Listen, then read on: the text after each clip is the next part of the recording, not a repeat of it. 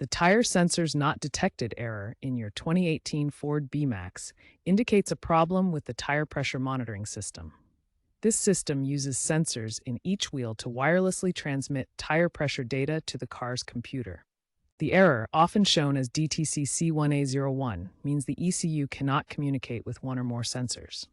Common causes include dead sensor batteries lasting 5 to 7 years, sensor ID mismatch after tire changes requiring a relearn, or sensor damage. As of 2025, this issue remains prevalent, particularly in B-Max models exceeding 100,000 miles. Fortunately, DIY solutions are often effective, potentially saving you significant costs compared to dealership repairs.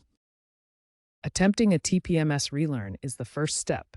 Ensure your tires are properly inflated to the recommended PSI of 32 to 35 for front and rear tires.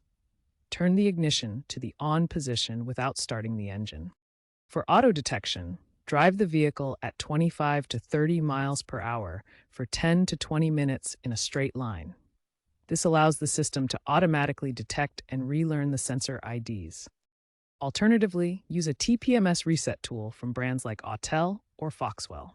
Connect the tool to the OBD2 port and follow the device's instructions to manually input the sensor IDs for relearning. If auto detection or manual input fails, a faulty sensor is likely the issue, requiring replacement. Replacement sensors cost an average of $50 to $80 USD as of late 2025.